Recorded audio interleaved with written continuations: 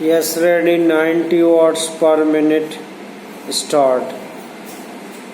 काफ़ी देश के ग्रामीण इलाकों में लोगों की आजीविका की सुरक्षा के लिए जब मनरेगा यानी महात्मा गांधी राष्ट्रीय ग्रामीण रोजगार गारंटी अधिनियम लागू किया गया था, तब उसका मकसद साफ था।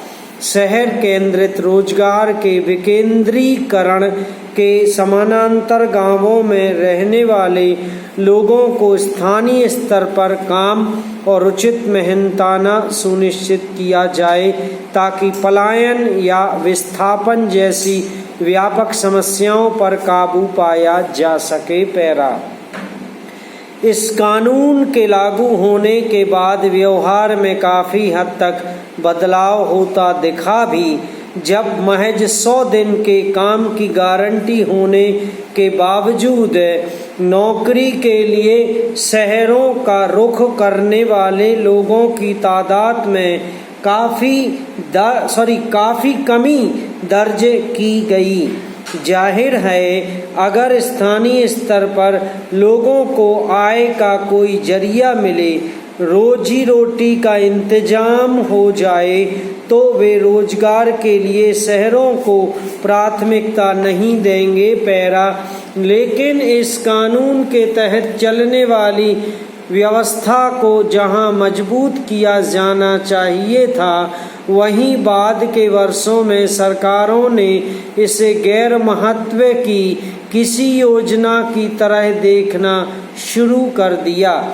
यह समझना मुश्किल है कि जिस व्यवस्था को एक बड़ी समस्या की सूरत में बदलाव की गुंजाइश बन सकती थी, उसे मजबूत करने के बजाय सरकारों ने उसके बजट में कटौती करना क्यों शुरू कर दिया।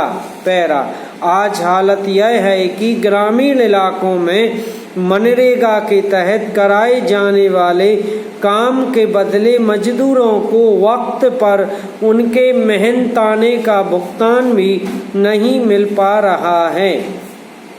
अंदाजा इससे लगाया जा सकता है कि इसके तहत हुए काम की मजदूरी के तौर पर मजदूरों का 4060 करोड़ रुपए का बकाया अभी अटका हुआ है। पैरा यह अफसोसनाक तस्वीर खुद ग्रामीण विकास मंत्रालय के कामकाज को लेकर ग्रामीण विकास और पंचायती राज से संबंधित स्थायी समिति की एक रिपोर्ट में सामने आई है।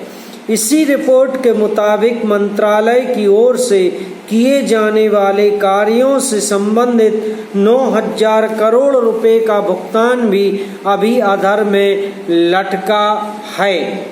आए दिन एक मजबूत अर्थव्यवस्था के बूते विश्व में महाशक्ति के तौर पर देश के उभरने के दावे के बीच यह हालत निश्चित रूप से परेशान करने वाली है कि बहुत कम मेहनताने पर निर्भर लोगों और तबकों को भी उनकी मजदूरी नहीं मिल पा रही है। पैरा पिछले महीने लोकसभा में यह सवाल उठा था कि मनरेगा के बजट में कटौती की गई है, जिसके कारण मजदूरों को कई तरह की परेशानियों का सामना करना पड़ रहा है।